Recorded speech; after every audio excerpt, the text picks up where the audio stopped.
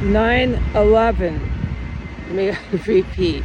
9/11. Yep. World Trade Center.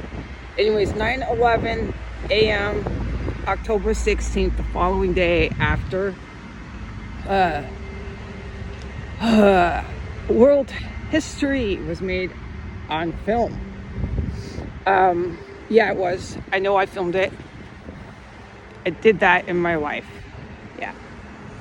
Heidi Granger filmed that. Go ahead, United States, and keep it up with the pretending. Good morning, Washington, D.C. I escaped your rancid, brutal, barbaric, gruesome, historic chemical weapons compound, ridden with Muslim terrorists, ridden with white neo-Nazis, ridden with Mexican drug cartel. Good morning, Washington, D.C. Never in my life will you ever tell me that those 6 years did not happen. You can, however, keep persisting with your media and informing the public that it is safe and secure to fly in and out of Reagan Airport, which the world, if they can read, is aware that it is not safe at Reagan Airport. Okay, what I'm to say is I have experienced absolutely none, zero, none whatsoever poisoning. I noticed it the moment I left the chemical weapons compound. I have not felt any symptoms of sickness, intestinal, pancreatic. There's a few other pains that the poisons cause that I have documented. It's like day and night. I slept in a bed for the first time in 6 years. I woke up by myself after having survived such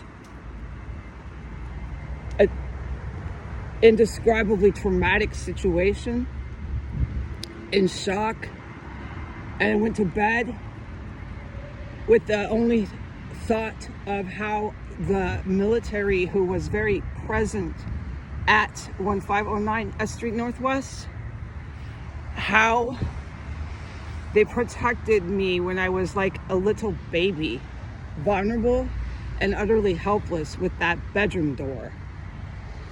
So all I am to do with common sense is wait to be contacted by those individuals, because it is illegal to not tell me what I was poisoned with. Who I witnessed dropping, for the most part, because a lot of the human beings that were crashing down were homicides. Oh, without any doubt, especially when the two terrorists were running around in there, they gave that up real fast, that was a very illegal homicide that I was a direct witness to, and this happened tens of dozens of times. And they will tell me about the very gruesome aspect of that house, 1509, which was when they started to chop up dead bodies, which happened on my first homicide I witnessed of that prostitute who whimpered and screamed as she was killed. So Washington, D.C., you go ahead and tell me that did not happen.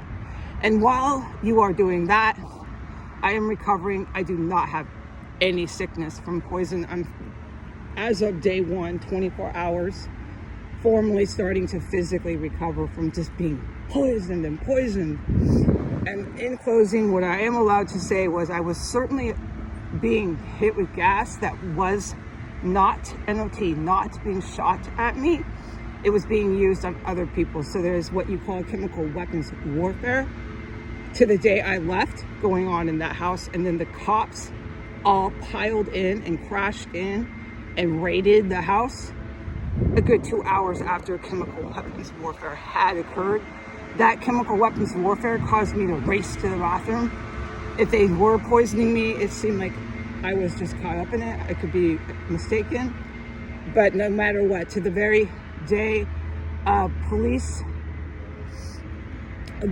compound because the place is protected by the cops. To the very day I left, they just kept storming in and threatening me with arrest. It didn't matter if they had used these chemical poisons.